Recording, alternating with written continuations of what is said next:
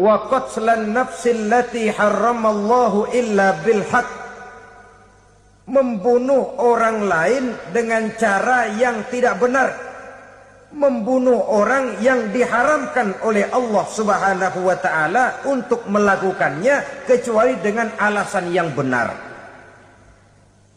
Kita tahu Islam adalah agama damai. Sesuai dengan namanya, ia tidak dikembangkan dengan pedang dan kekerasan. Ia dikembangkan dengan keteladanan dan tuntunan moral. Oleh karena Islam bukan agama kekerasan, Islam pun tidak mementingkan dan mengajarkan kekerasan kecuali dengan alasan yang benar dan bisa dipertanggungjawabkan. Membunuh dengan sengaja, menghilangkan nyawa orang lain tanpa alasan yang bisa dibenarkan adalah merupakan dosa besar dan satu di antara 7 perkara yang bisa mendatangkan kerusakan dalam kehidupan dan yang hendaknya harus kita jauhi. Saudara-saudara kaum muslimin rahimakumullah, beberapa waktu yang lalu di sebuah kota kecil yang indah bernama New Auckland. Saudara tahu New Auckland? Itu dari Gunung Kidul masih ngidul lagi. Pernah diadakan satu seminar yang membicarakan bagaimana menyelamatkan masyarakat manusia dari bahaya Perang Dunia Ketiga. Diperkirakan kalau terjadi Perang Dunia Ketiga, manusia tidak akan tersisa. Sebab apa? Pada waktu itu cadangan nuklir yang dimiliki oleh bersama Amerika dan Rusia konon sudah sanggup memusnahkan 6 miliar manusia pada saat jumlah manusia baru 5 miliar. Jadi kelebihan nuklir dunia ini. Kalau terjadi Perang Dunia Ketiga, sulit manusia untuk tersisa. Maka dibahaslah di dalam seminar itu, wah, supaya tidak terjadi Perang Dunia Ketiga, maka perlombaan membuat senjata-senjata canggih, alat-alat pembunuh modern harus segera dibatasi. Dibahas, tidak mungkin kita membatasi perlombaan membuat senjata. Kenapa? Makin maju ilmu dan teknologi, makin canggih senjata yang ditemukan. Atom sudah meningkat menjadi nuklir, nuklir sudah meningkat menjadi neutron, dan kita tahu bom yang bernama neutron ini bom yang cukup membunuh tanpa perlu merusak. Artinya kalau dia diledakkan di kota kita ini, bangunan utuh, jembatan tidak ambruk, rumah-rumah tetap berdiri, tapi semua yang bernama hidup mati. Itu katanya lebih sopan dari bom atom. Sebab kalau si atom ini sudah membunuh, merusak pula. Neutron cukup membunuh saja tanpa perlu merusak. Jadi majunya senjata-senjata teknologi sebagai akibat yang logis dari kemajuan ilmu pengetahuan. Ini tidak bisa kita batasi. Dan memang sebenarnya yang bahaya bukan senjatanya, tapi manusia yang mengendalikan senjata itu. Mereka kembali kepada prinsip the man behind the gun. Bukan senjatanya yang bahaya, tapi manusia yang mengendalikan senjata itu yang bahaya. Walaupun senjatanya modern, katakanlah model M16 umpamanya, kalau yang mengendalikannya orang beriman, insya Allah aman. Tapi biar megang cuma senapan angin, kalau yang megang orang brutal, ngeri kita deket-deket. Apalagi kalau memang bukan ahlinya menggunakan senjata, bisa ngeker kaki kena jidat.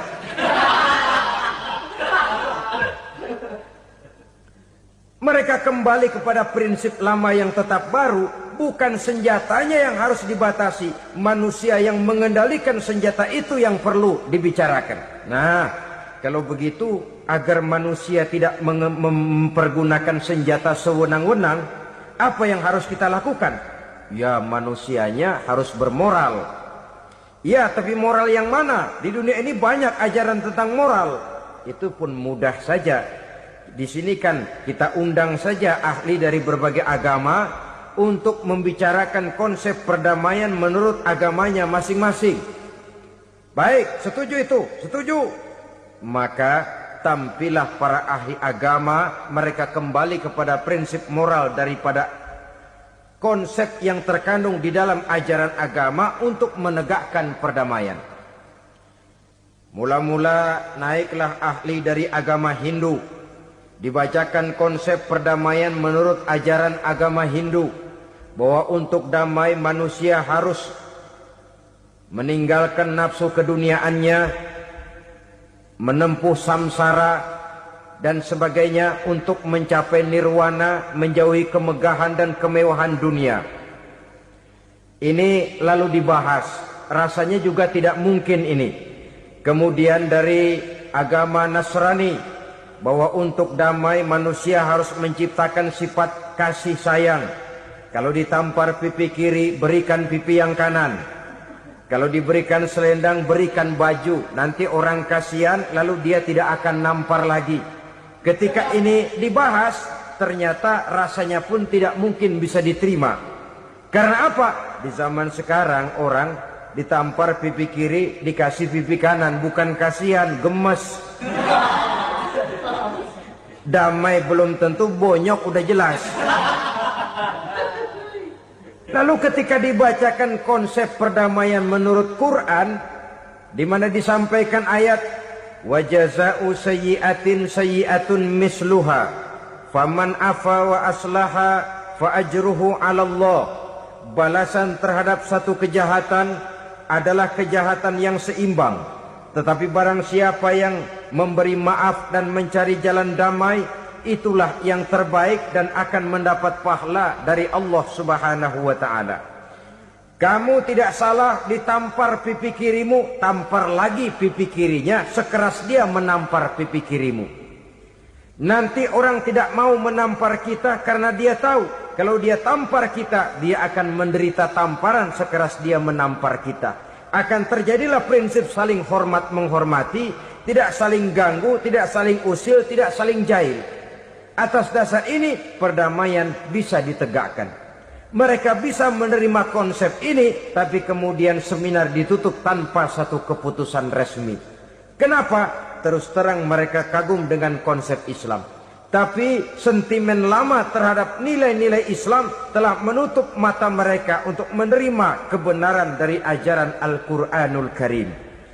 Saudara-saudara kaum muslimin rahimakumullah, kembali kita kepada persoalan pokok. Roh adalah dari Allah. Dia akan kembali kepada Allah, milik mutlak dari Allah. Tidak pantas kita merampasnya dari orang lain. Tidak wajar kita menghilangkannya tanpa alasan yang dibenarkan oleh agama. Di zaman sekarang, akibat persaingan hidup yang makin tajam, lapangan kerja yang makin sulit, tensi ekonomi yang makin tinggi, atau karena nilai moral yang makin rendah, atau juga karena rapuhnya pegangan orang kepada agama, nyawa rasanya sudah sedemikian murahnya. Berbagai kasus membuat berdiri bulu roma kita. Ada mayit, ada manusia dipotong 6, dicincang macam kambing. Ada yang dipotong 5, ada yang dipotong 13, dikardusin, dibuang ke tempat sampah. Inna lillahi wa inna ilaihi raji'un. Gejala apa ini? Kanibalisme. Manusia sudah demikian sadisnya, manusia sudah sedemikian buasnya, sehingga sesama manusia diperlakukan seperti hewan.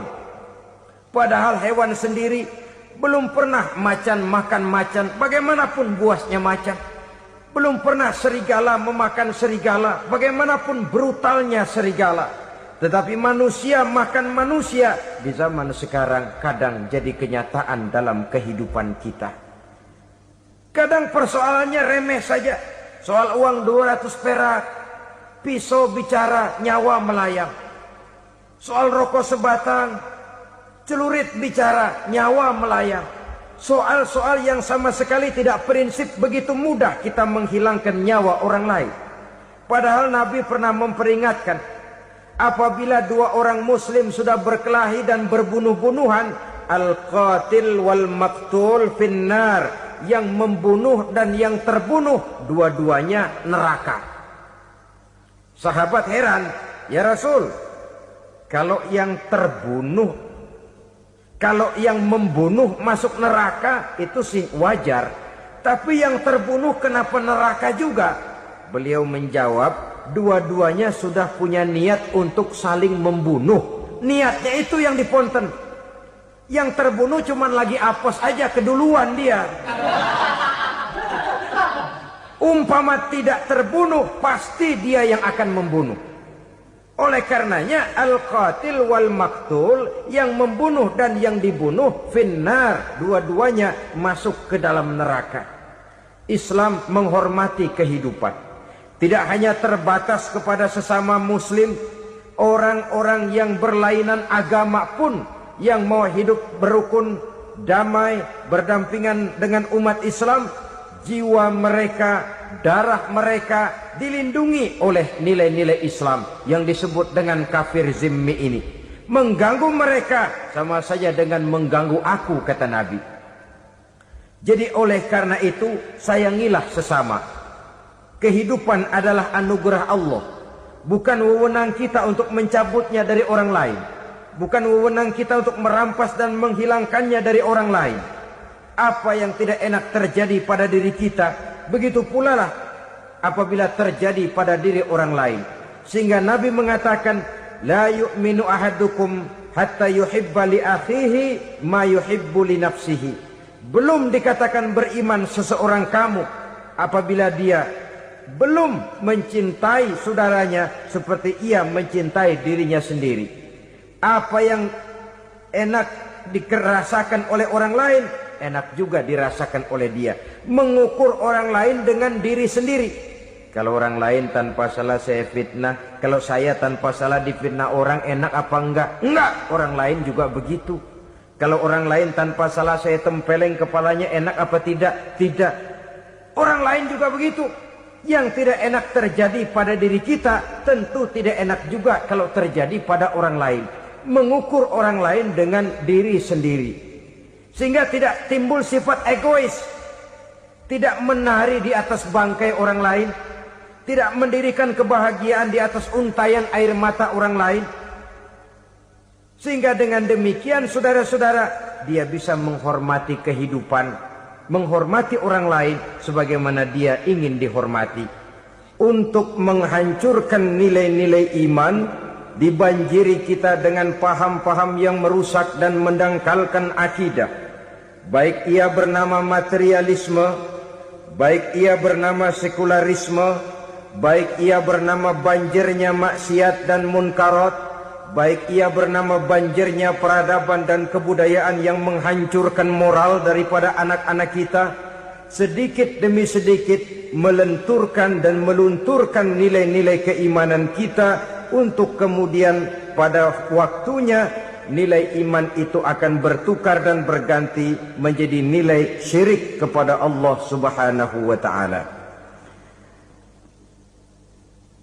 Atau pada sisi lain, menjadikan yang selain Allah sebagai tujuan akhir daripada kehidupan kita. Sedangkan kita sama-sama maklum bahwa di dalam pandangan agama Islam, dosa yang tidak berampun, dosa yang terbesar, termasuk dalam kategori bapak moyangnya dosa, tidak lain adalah syirik, yakni menyekutukan Allah Subhanahu wa ta'ala. Pola penghancuran iman ini memang berstrategi. Ditawarkan kita kepada paham materialisme, paham kebendaan, di mana otak menempati urutan sebagai ranking pertama, Tuhan jatuh pada urutan kedua.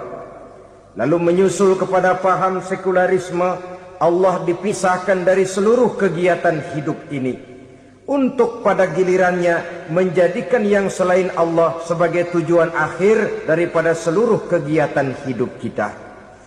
Oleh karenanya, kewajiban menjaga nilai-nilai iman ini merupakan kewajiban yang mulia tetapi berat, tidak hanya untuk kita, tetapi juga bagaimana mewariskannya kepada anak-anak kita, generasi yang akan datang. Orang-orang tua bijaksana yang diceritakan di dalam Al-Quran, kalau sudah berpikir tentang anak-anaknya, pertanyaan yang paling mereka risaukan ialah, ma ta'buduna min ba'di. Anakku, kalau pada satu saat aku, ayahmu sudah tidak ada lagi di dunia ini, meninggalkan kamu semua, ma ta'buduna min ba'di, apa yang akan kamu sembah nak? Jikalau sekarang ayahmu masih mau ke masjid, masih mau melakukan rukuk dan sujud, masih beribadah menyembah Allah Subhanahu wa ta'ala, kalau orang tuamu sudah tidak ada, ma ta'buduna min ba'di, masihkah engkau mau datang ke masjid? Masihkah engkau mau rukuk dan sujud? Masihkah engkau mau menyembah Allah Subhanahu wa ta'ala? Pertanyaan ini yang dipikirkan oleh Nabi Yakub kepada putra-putranya. Pertanyaan ini yang diteruskan oleh Nabi Ibrahim kepada anak-anaknya. Pertanyaan ini yang diwariskan oleh generasi ulama salafus saleh kepada para generasi berikutnya. Bagaimana kita generasi sekarang? Kita orang-orang tua sekarang bukan berfikir ma ta'buduna min ba'di, malah yang kita fikirkan ma ta'kuluna min ba'di. Kalau bapak tidak ada nanti kamu makan apa nak? Perkara kamu nyembah apa? Urusan nomor 18.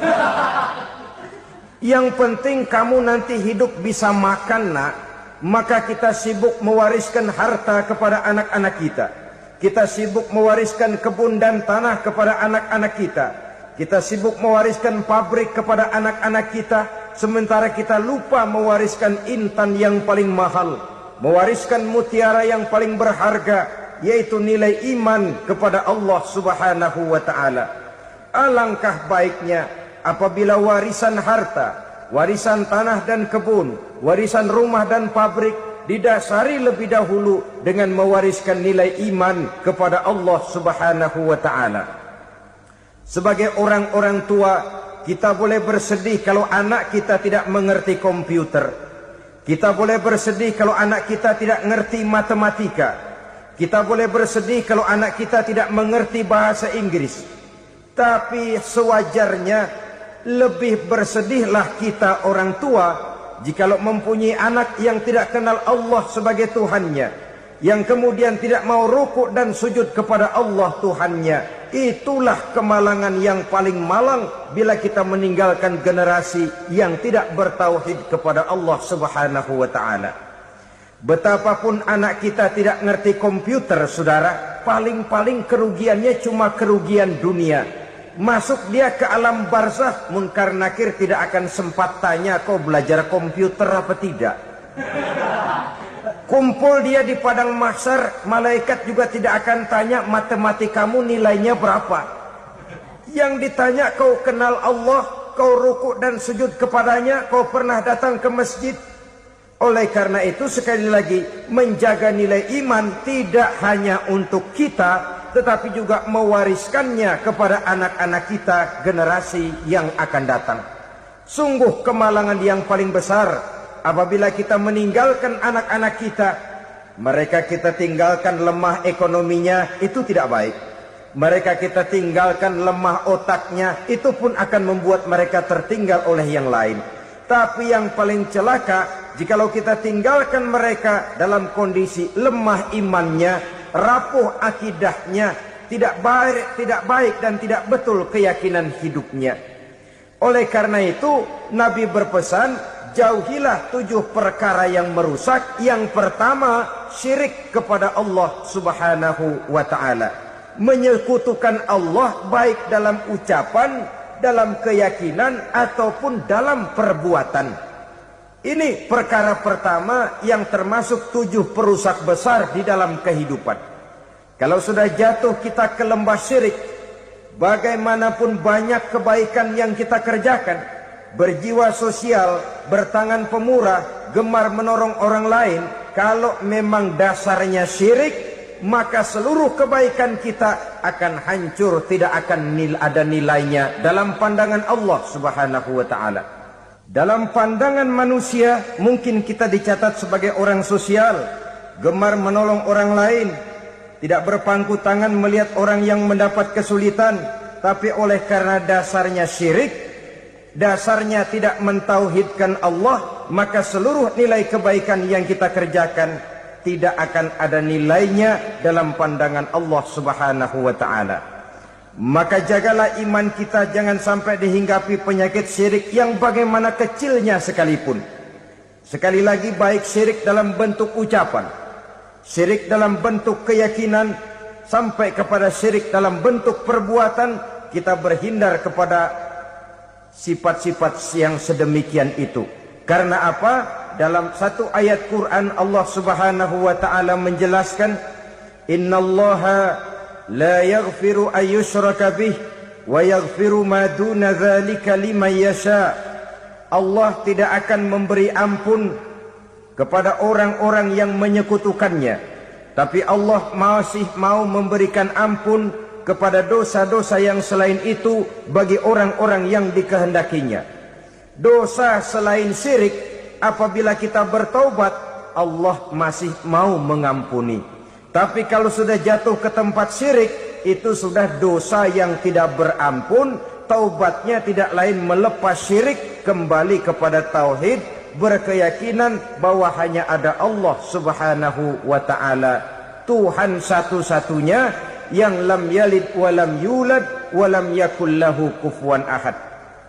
Tidak beranak, tidak pula diperanakkan, dan tidak satupun yang dapat menyerupai Tuhan Allah Subhanahu wa ta'ala.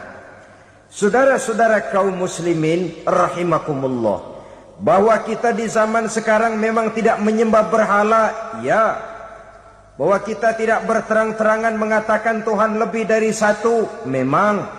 Bahwa kita tidak berkeyakinan Tuhan itu punya anak atau diperanakkan, tentu. Tapi dalam perbuatan dan i'tiqad, kita kadang-kadang jatuh tanpa kita sadari ke tempat yang bernama syirik ini.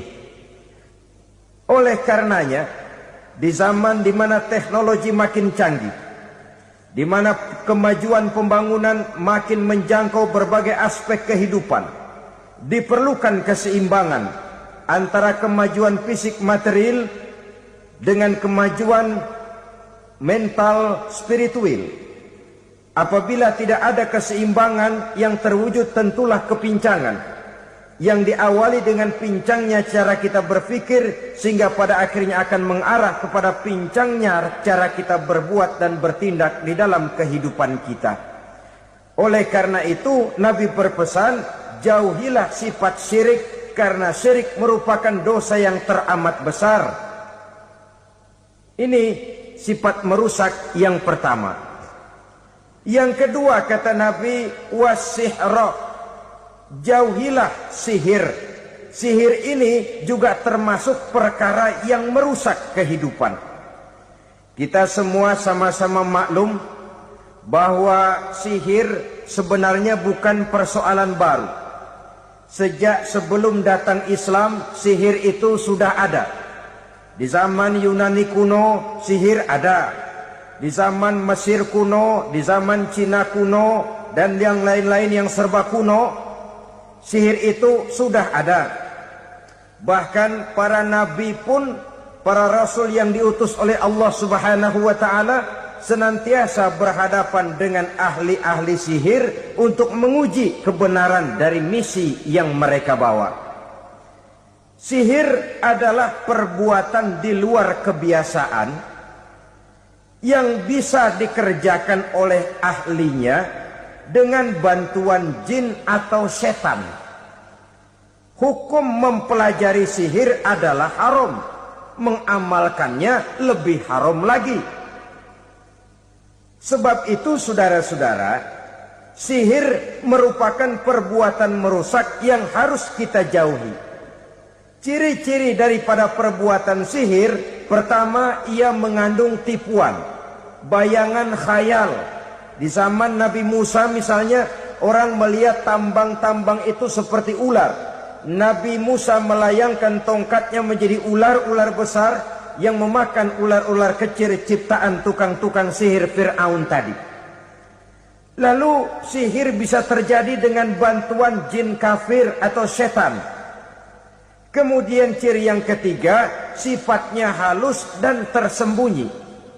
Taruh kata ada seorang ahli sihir yang mempergunakan ayat-ayat Quran sebagai jompa-jampe, sebagai baca-bacaan, itu cuma sekedar kedok. Tujuannya tidak lain menjadikan agama sebagai ketok untuk membenarkan cara yang dimurkai oleh Allah Subhanahu wa ta'ala. Satu hadis yang diriwayatkan oleh Imam Bazar dan Tabrani, Nabi berpesan, "Laisa minna man tatayyara lahu au takahhana au tukuhhina lahu au sahira lahu." Tidak termasuk ke dalam golonganku, kata Nabi. Tidak termasuk umatku. Siapa mereka? Man tatayyara lahu, orang yang bertatoyur. Apa tatoyur itu? Dari kalimat toyaro, artinya terbang. Toir biasa diartikan dengan burung. Tatoyaro percaya kepada suara-suara burung. Man tatayyara lahu, mempercayai, meyakini dengan benar-benar kepada suara beburungan. Kan suka ada itu, nah bunyi burung tuh, maling liwat. Maling liwat. Burung bunyi, maling liwat. Itu termasuk tatayyara lahu, percaya kepada suara burung. Kan aneh kalau suara orang nggak dipercaya, suara burung malah dipercaya. Ada ustadz ceramah, kiai ngaji, nggak mau didengerin, burung dengerin bener. Nah, suaranya dari sebelah mana? Belah kulon. Nah, itu tandanya ano. Habis dihitung-hitung. Itu termasuk tatayyara lahu. Au takahana, atau bertenung, au tukuhina, atau minta ditenungkan, au sahirolahu, atau melakukan perbuatan sihir, atau minta disihirkan.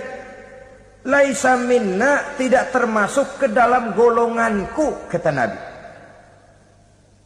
Sehingga dengan demikian saudara-saudara, menghadapi sihir dengan sihir sekalipun termasuk perbuatan yang tidak diajarkan oleh agama. Kita kan mempelajari sihir untuk jaga diri.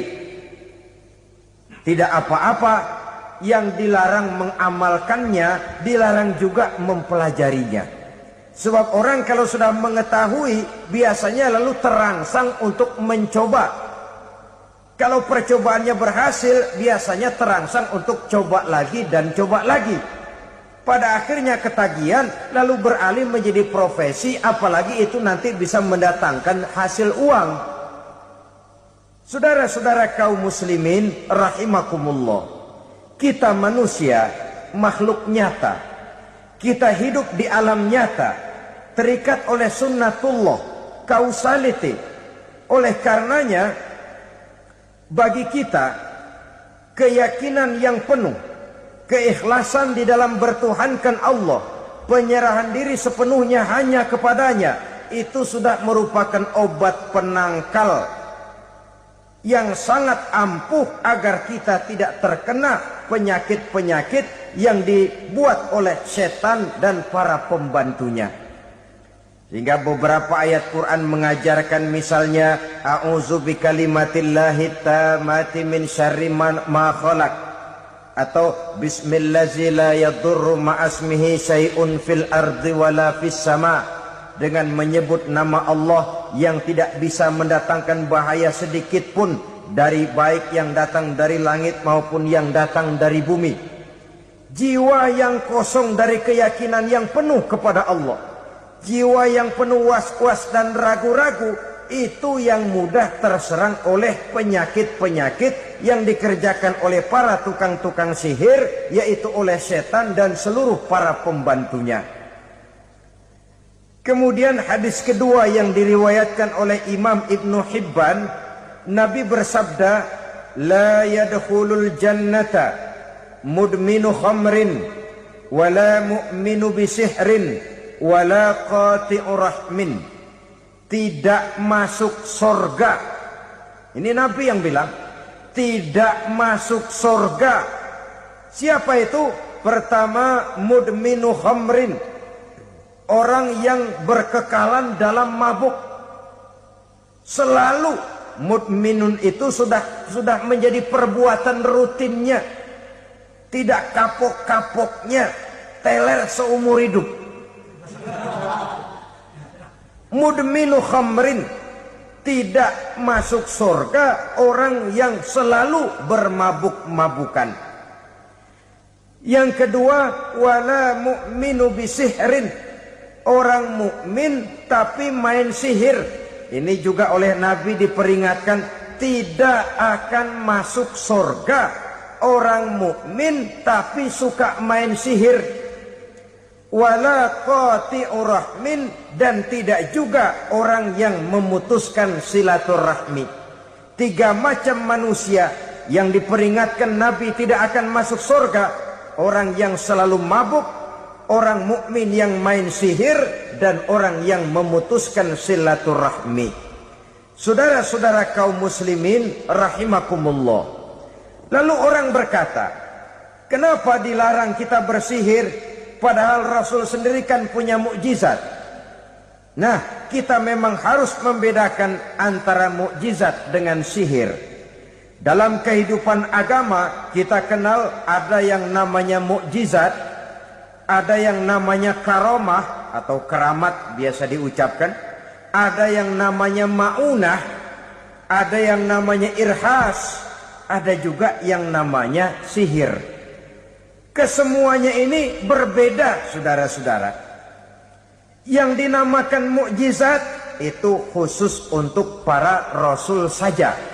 Satu kejadian luar biasa yang terjadi dilakukan oleh Rasul atas izin dari Allah Subhanahu wa ta'ala. Perbedaannya dengan sihir jelas. Sihir dari setan, mukjizat dari Allah. Sihir bisa dipelajari, mukjizat tidak. Sihir umumnya untuk maksud-maksud yang tidak baik, sedangkan mukjizat untuk memperkuat kebenaran yang disampaikan oleh para rasul dan ditentang oleh umatnya. Bahkan kafir Quraisy dahulu menganggap orang-orang ahli sihir itu berada dalam satu posisi yang hina, sehingga mereka mengatakan dan menuduh Nabi Muhammad sebagai tukang sihir. Tuduhan sebagai tukang sihir adalah tuduhan yang sangat aib dan hina. Di tengah masyarakat kufar jahiliyah, kedudukan tukang sihir dipandang sebagai kedudukan yang hina, sehingga mereka mengejek Nabi dengan sebutan tukang sihir. Jadi mukjizat hanya untuk Rasul saja. Kemudian karomah. Karomah ini asal kata dari karoma, kehormatan, kemuliaan yang diberikan Allah kepada hamba-hambanya yang rajin mendekatkan diri kepadanya. Oleh karena ketekunannya melaksanakan ibadah, Allah memberikan keistimewaan kepada orang itu, yang dengan keistimewaannya dia bisa mengerjakan yang tidak bisa dikerjakan oleh orang lain. Karomah hanya bisa dicapai dengan prestasi ibadah.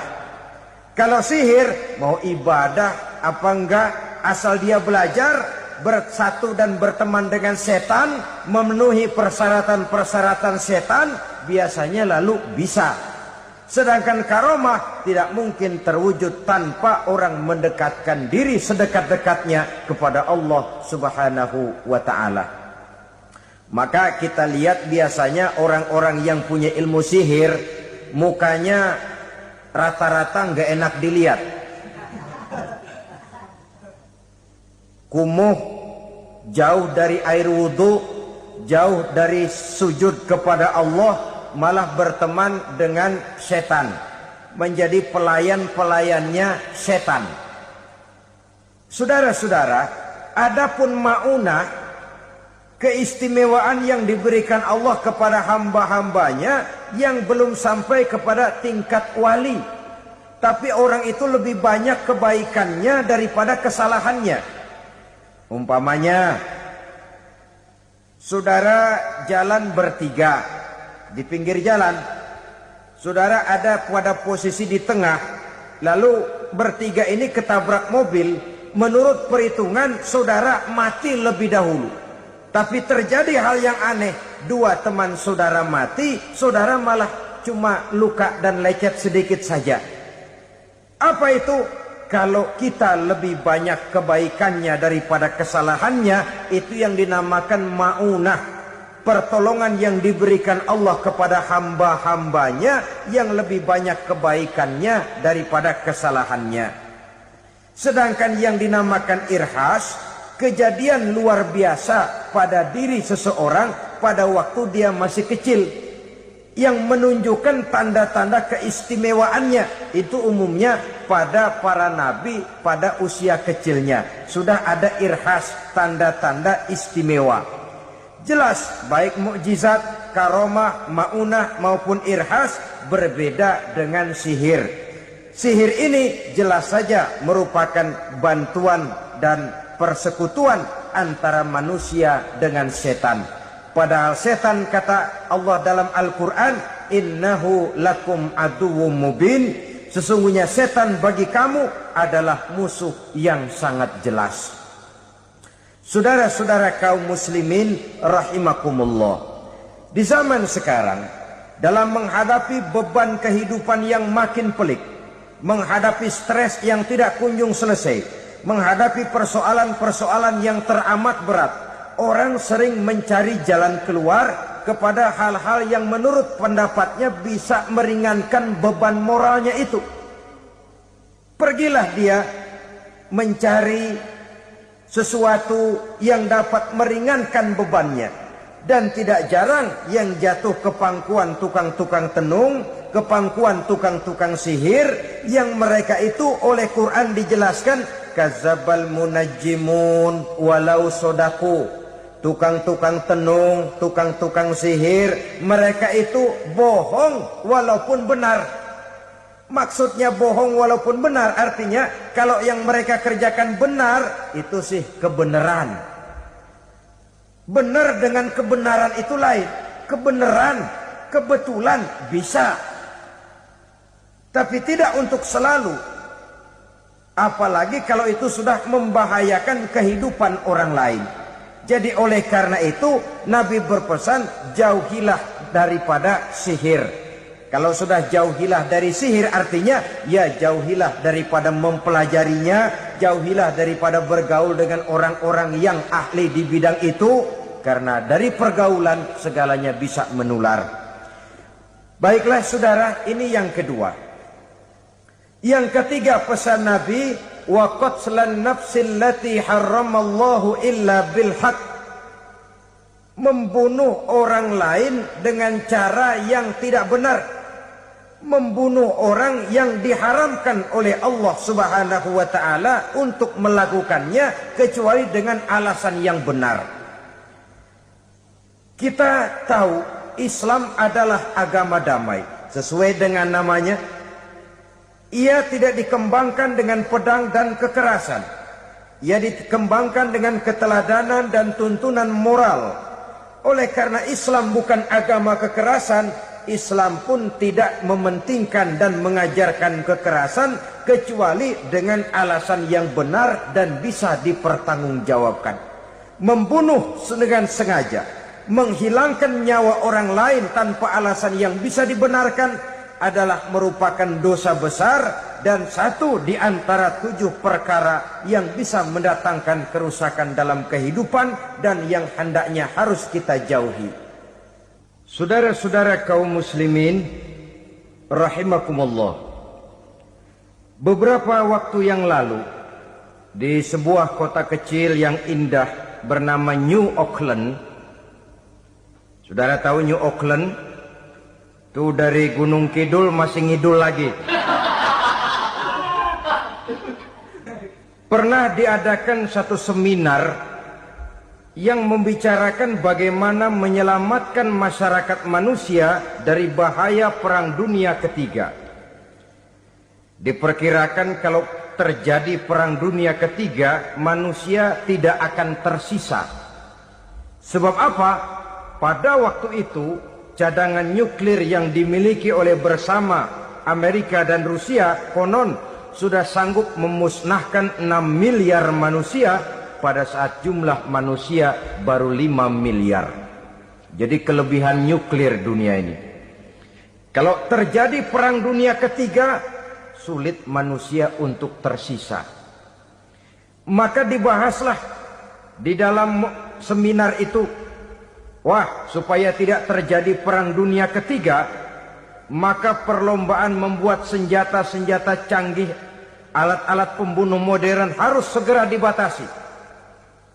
Dibahas, tidak mungkin kita membatasi perlombaan membuat senjata. Kenapa? Makin maju ilmu dan teknologi, makin canggih senjata yang ditemukan. Atom sudah meningkat menjadi nuklir, nuklir sudah meningkat menjadi neutron, dan kita tahu bom yang bernama neutron ini bom yang cukup membunuh tanpa perlu merusak.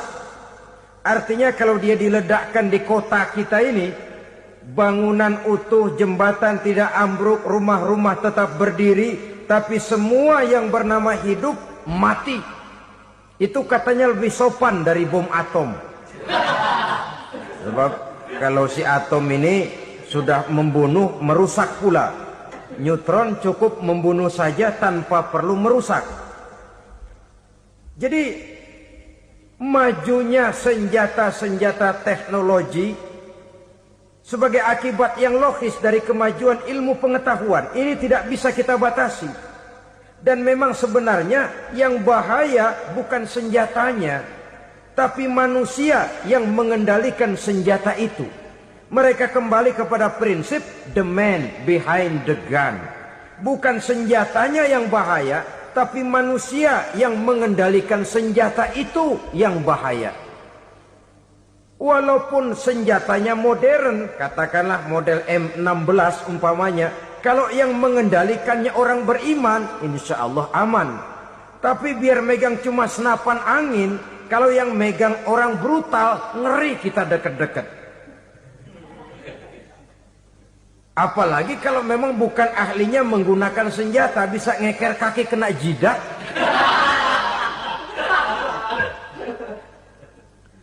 Mereka kembali kepada prinsip lama yang tetap baru. Bukan senjatanya yang harus dibatasi, manusia yang mengendalikan senjata itu yang perlu dibicarakan.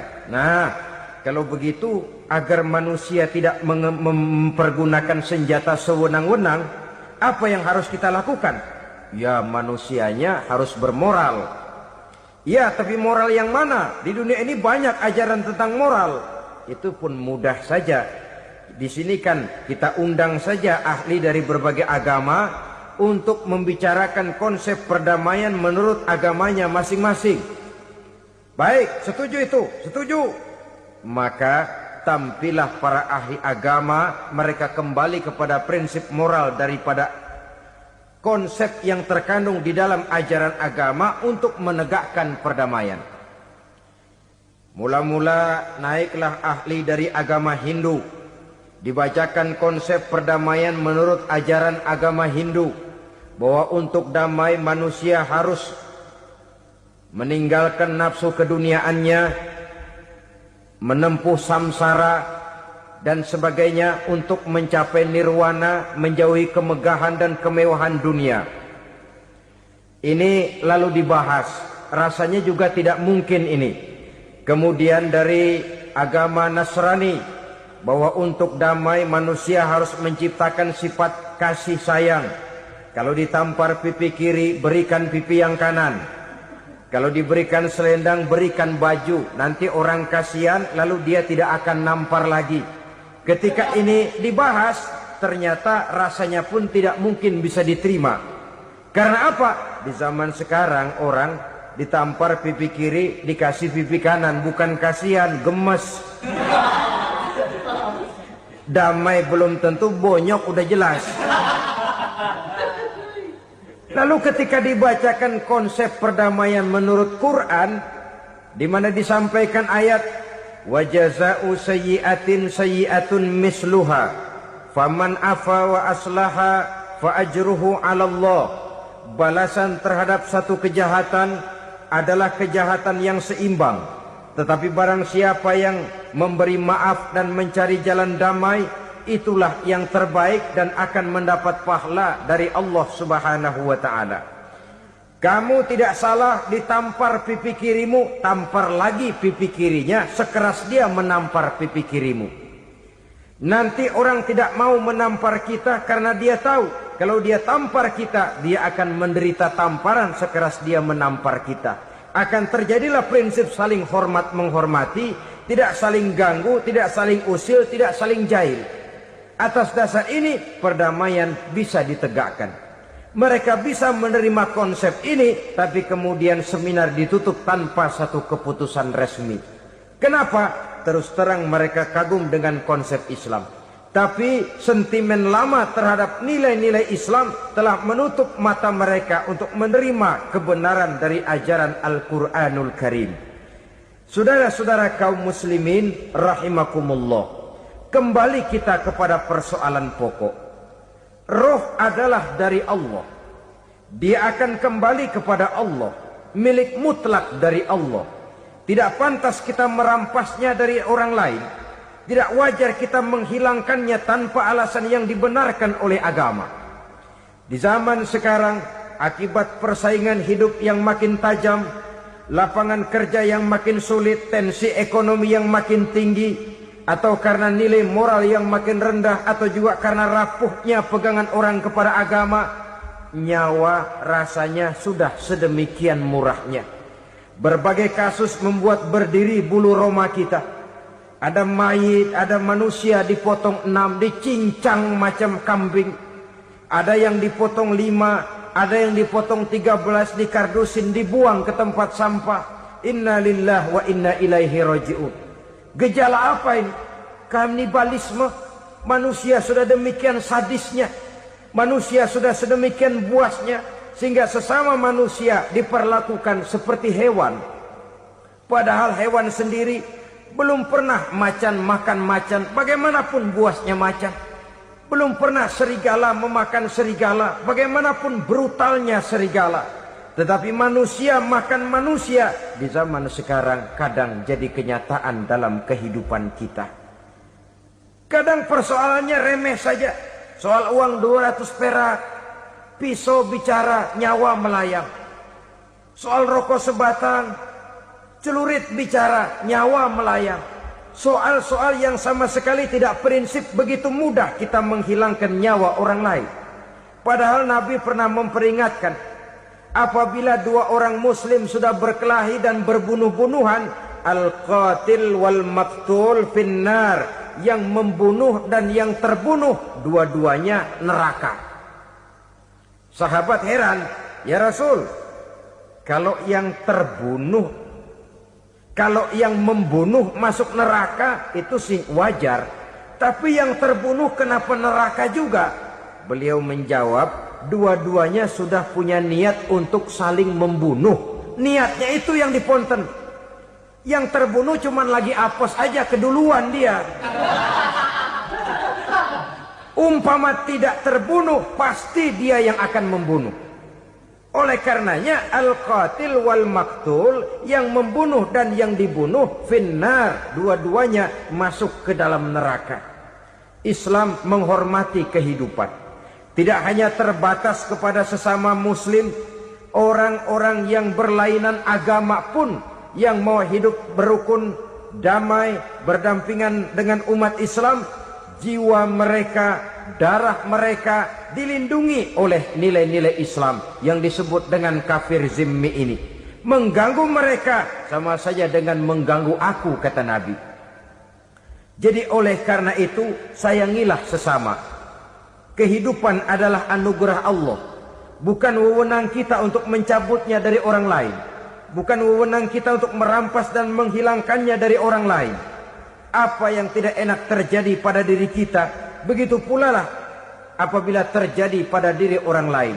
Sehingga Nabi mengatakan, la yu'minu ahadukum hatta yuhibba li akhihi ma yuhibbu li nafsihi. Belum dikatakan beriman seseorang kamu apabila dia belum mencintai saudaranya seperti ia mencintai dirinya sendiri. Apa yang enak dirasakan oleh orang lain, enak juga dirasakan oleh dia. Mengukur orang lain dengan diri sendiri. Kalau orang lain tanpa salah saya fitnah, kalau saya tanpa salah difitnah orang, enak apa enggak? Enggak, orang lain juga begitu. Kalau orang lain tanpa salah saya tempeleng kepalanya, enak apa tidak? Tidak. Orang lain juga begitu.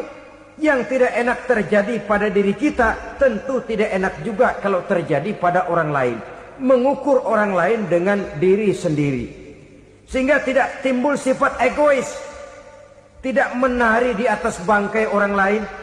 Tidak mendirikan kebahagiaan di atas untayan air mata orang lain. Sehingga dengan demikian saudara-saudara, dia bisa menghormati kehidupan, menghormati orang lain sebagaimana dia ingin dihormati. Inilah perbuatan ketiga yang merusak, membunuh orang lain dengan yang diharamkan Allah tanpa alasan yang benar. Yang ketiga. Kemudian yang keempat, perbuatan merusak wa aklar riba, makan riba. Hidup adalah tolong menolong. Bahasa kerennya take and give katanya. Saling memberi dan saling menerima. Nabi mengajarkan man kuraba kurbatan min kurabid dunya karaballahu lahu kurbatan min kurabi yaumal qiyamah. Wallahu fi aunil abdi madamal abdu fi auni akhihi. Siapa yang meringankan beban dari beban-beban yang dirita seseorang di dalam kehidupan dunia, Allah akan meringankan bebannya daripada beban-beban yang harus dipikulnya di hari kiamat nanti. Wallahu fi aunil abdi madamal abdu fi auni akhihi. Allah senantiasa akan menolong seorang hamba selama hamba itu masih mau menolong saudaranya. Allah selalu akan menolong seorang hamba selama hamba itu masih mau menolong saudaranya. Apabila kita sudah berpangku tangan terhadap kesulitan orang lain, biasanya pun pada saat kita mendapat kesulitan, kita akan sulit juga memperoleh pertolongan. Nah, riba alias renten, kedoknya adalah menolong orang, tapi sama juga bulu buntutnya dilepas, palanya dicekek. Menolong orang pada akhirnya menjadi beban bagi seseorang. Dan memang mencari orang-orang yang berada dalam posisi kesulitan. Biasanya di daerah-daerah di mana musim paceklik jadi lapangan kerja sulit, sedangkan urusan perut tidak bisa ditunda, akhirnya orang terjebak ke dalam rentenir, ke dalam riba, ke dalam renten.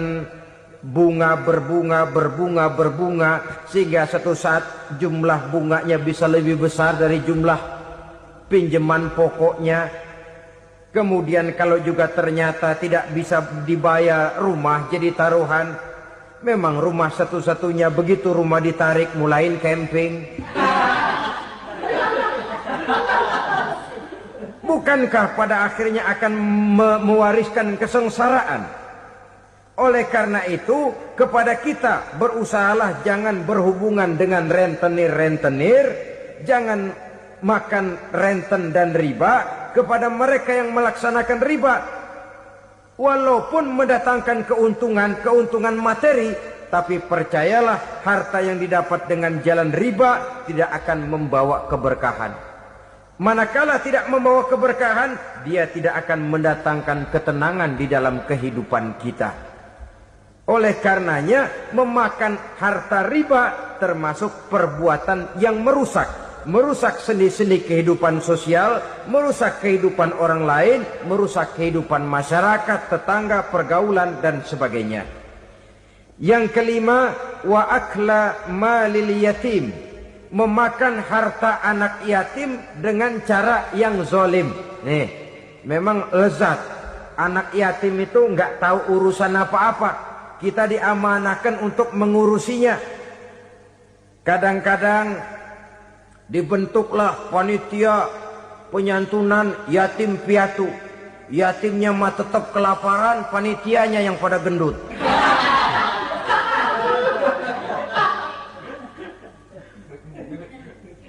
Padahal memakan harta anak yatim termasuk perbuatan dosa besar. Dan menjantuni yatim merupakan perbuatan mulia. Nabi mengatakan, ana wa kafilul yatim kahataini yaumal qiyamah. Aku dan orang-orang yang menyantuni anak yatim seperti dua jari ini pada hari kiamat nanti. Dekat sekali. Jikalau ingin di hari akhir nanti dekat dengan Rasul, bersahabatlah dengan anak-anak yatim. Jadilah pengurus anak-anak yatim.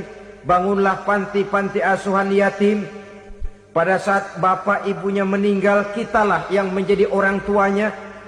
Bahkan sedemikian besar perhatian Islam terhadap anak-anak yatim ini, sehingga Quran memberikan peringatan, ara'aital ladzi yukadzibu bid-din fadzalikal ladzi yad'ul yatim wa la yahuddu ala ta'amil miskin.